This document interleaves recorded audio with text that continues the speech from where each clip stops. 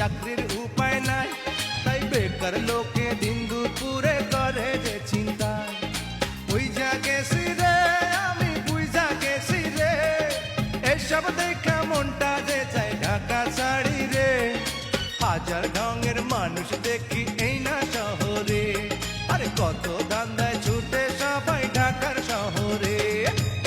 ঢাকা শহর আজব শহর, নকশাকে